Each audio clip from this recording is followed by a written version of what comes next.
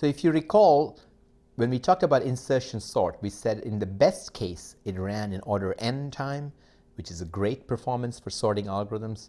But in the worst case, it takes order n squared time. So what's going on here? So imagine that an adversary who wants to make your algorithm take a really long time is creating the input to thwart your algorithm. So your algorithm wants to be fast, but this adversary wants to make your algorithm take a long time. So they can always construct inputs that cause the algorithm to exhibit the worst case behavior. So how do we deal, and so this sounds kind of artificial, right? But in reality, it's a good model because once you put your algorithm out in the world, it's going to be used on all kinds of input by all kinds of people. So surely out there, there'll be somebody who will be running your algorithm on its worst input. And so that's the adversary. So there's always an adversary when you design an algorithm. And clearly such an adversary can make the algorithm take a long time. Can we do anything about this short of designing a much cleverer algorithm like maybe merge sort? Well, merge sort is clever. It takes n log n time no matter what the adversary does. On the other hand, if you look at the details of it, it involves, you cannot do it in the same space. You need an extra array or some additional space in order to make merge sort work. It's a little bit complicated when you look down at the low-level details of it.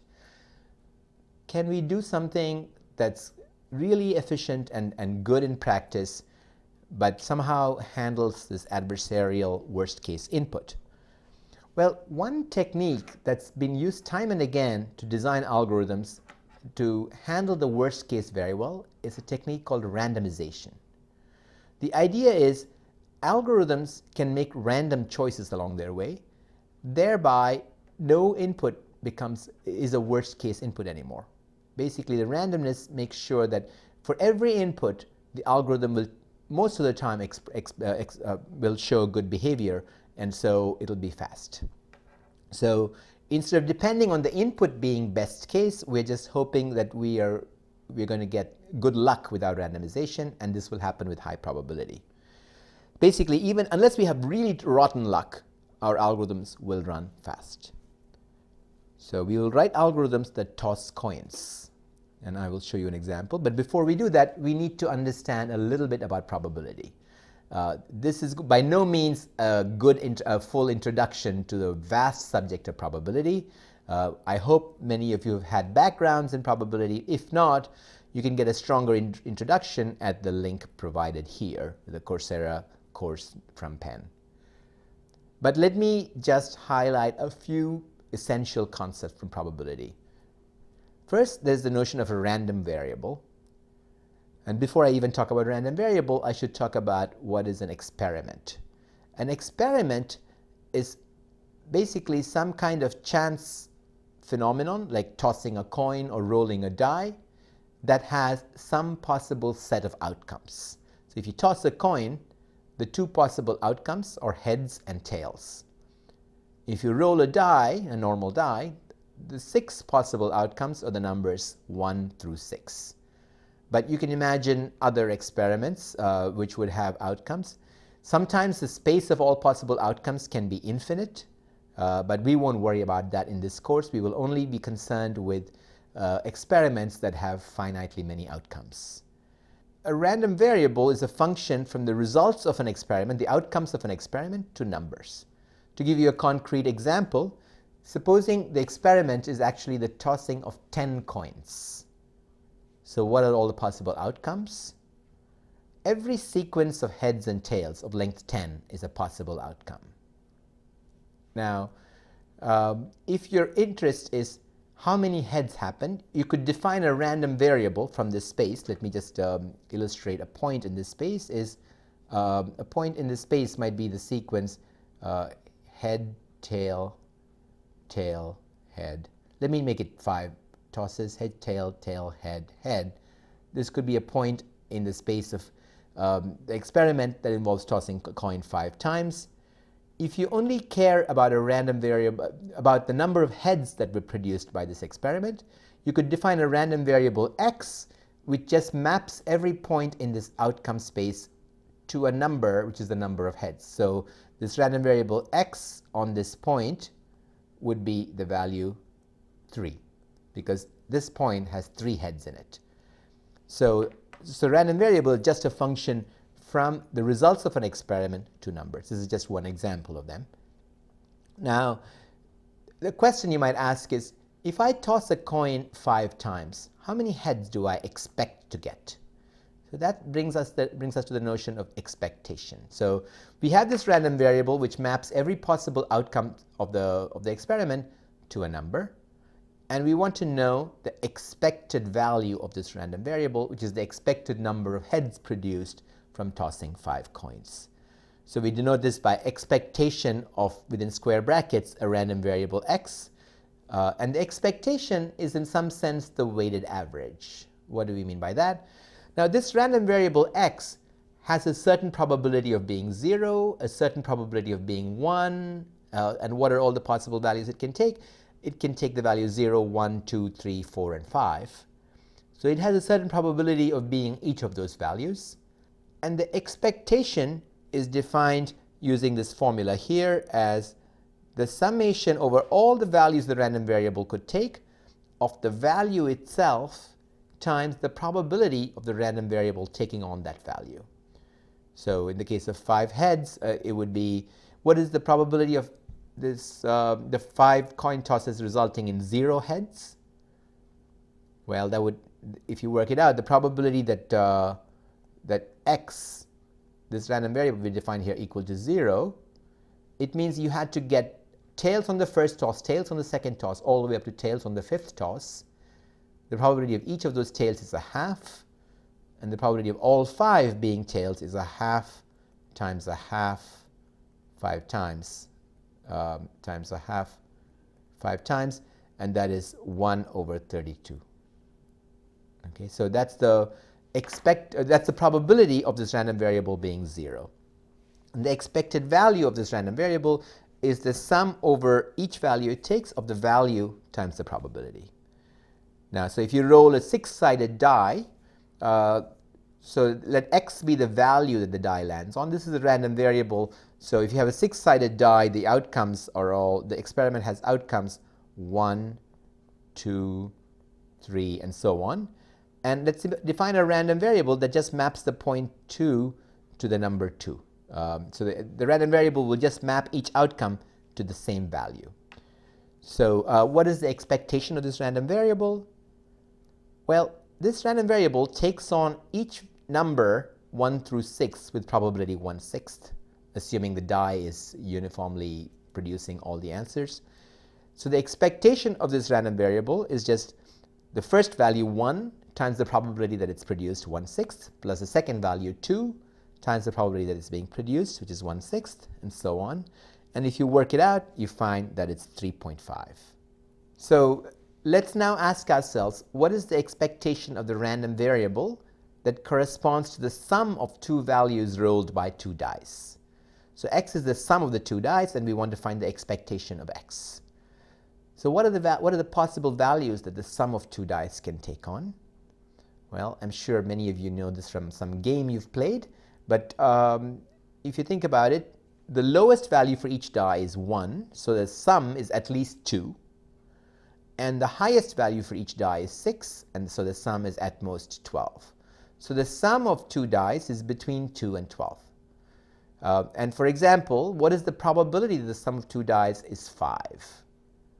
Well, how do you get 5? You can get 1 on the first die and 4 on the second die, or 2 on the first die and 3 on the second die, and so on. There are 4 possibilities, and each possibility happens with probability 1 over 36, because there are 36 equally possible combinations of 2 numbers from the 2 dice.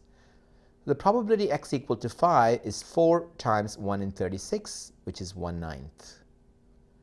And now we can try to calculate the expectation of x, that is the expected value of the sum of 2 dice, which is this very complicated formula where you sum all the possible values from 2 through 12 with the value times the probability that the die takes that value. But this calculation is not easy. Luckily for us, we don't have to calculate the expectation in this manner.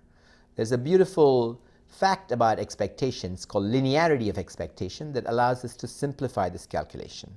What the linearity of expectation is if you have n random variables x1 through xn, the expectation of their sum is the sum of their expectations. So if you have two dice, we can actually create one random variable. So if you have we want to find the expected sum of rolling two dice, then we can let xi here be the xi for I equal to 1 and 2 be the value rolled on the first and second die respectively, and let x be the random variable denoting the sum of the two dice. Then x equal to x1 plus x2. The value of the sum equals the value of the first die plus the value of the second die. The expectation of x is the expectation of x1 plus x2.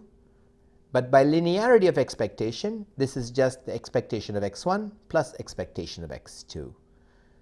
Now, for each I, the expectation of xi, the expected value of rolling one die is just 3.5, the average of 1 through 6. Because they're all equiprobable, you can just average them all out and get 3.5.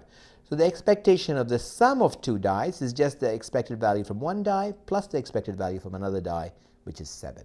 So we can use linearity of expectation in an interesting way, this famous hat checking problem. So here's the problem. N people, it's a puzzle really, N people go to a restaurant, they take off their hats and throw them in a pile, and afterwards they all come back and pick up a hat at random. So the question is, what's the expected number of people who get back their own hats? Now if you think about it, it doesn't look very likely that you'll get back your own hat if you just throw all your hats at random in a pile and pick up one at random. Okay, so, but we can analyze this using linearity of expectation very easily. So let x be the number of people who get their own hats back. So it could be as little as 0, it could be as much as n. And we want to know what is the expectation of x, what is the expected number of people who get their own hats back. In order to do that, let's define more easy to analyze random variables xi. Xi is going to be 1 if person I gets their own hat back. So xi here corresponds to person I. So if person I gets their own hat back, then xi is 1. If person I does not get their own hat back, then xi is 0. So what is the expectation of xi? It's much easier. So, well, xi takes on the value 1 or 0. Well, it takes on the value 1 if person I chooses their own hat. And that has probability 1 over n, right? Because each person is choosing a random hat. The chance they choose their own hat is 1 over n. So expectation of xi is 1 times 1 over n plus 0 times the probability they don't choose their own hat. And the 0, we don't care about that term because the 0 will cancel out this term. Okay, so the expectation of xi is just 1 over n. Now, what is the expected number of people x who what is the expectation of x, the number of people who get their own hats back? Well, x, the random variable, is just x1 plus x2 plus all the way up to xn, because it's the xi's are what are called indicator random variables, indicating whether the ith person got their own hat back, and x is the sum of these indicator random variables that shows you how many people got their own hats back. So expectation of x is just the sum of the expectations of x1 through xn, which is the expectation of x1 plus all the way up to the expectation of xn. This is using linearity of expectation here.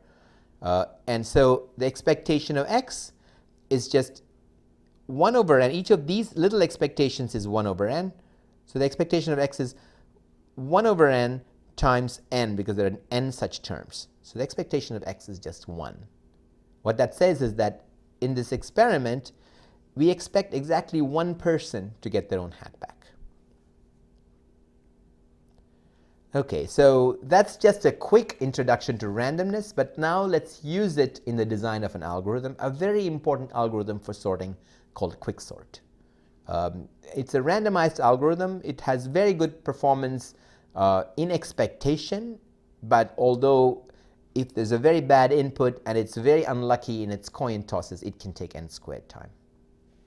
So what's the idea of quicksort? The idea is use divide and conquer again, but a different kind of divide and conquer from merge sort.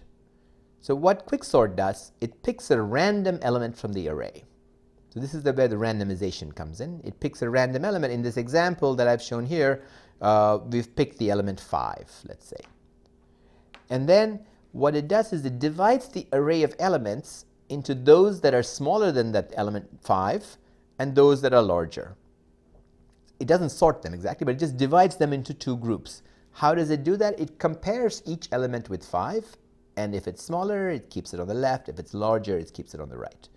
So, so the array gets a little bit more sorted than before, because now you're divided into two groups, the smaller elements and the larger elements. Now, if you sort the smaller elements by themselves, put down the element 5, and then sort the larger elements by themselves, you've now got an entirely sorted array. So you've divided the problem of sorting the whole array into sorting the problem of elements less than 5 and sorting the elements greater than 5. Okay? And this is the divide and conquer idea. The conquer step is really the quick sort on the smaller arrays, but the combined step is very easy here. Once you've sorted the left elements and the smaller elements and the larger elements, you just put them together. The combined step is trivial. But the divide step is, takes n steps. So what happens if you have a worst case input? It turns out that because we randomize, no input is really worst case. This algorithm will perform better. So this algorithm will still do well on the worst case inputs. So here is the algorithm. So we'll write the algorithm for sorting using coin tossing here. So we randomly select an element from the array, partition the other elements in the array around it into those that are smaller and those that are larger, and that's indicated here. The last array is the partition. How did we arrive at this partition? We will show you the pseudocode in a minute. And once we have partitioned it, we just have to sort the left half by itself and the right half by itself. And then once we've sorted all of them, we just lay them out and we've got the entire array sorted.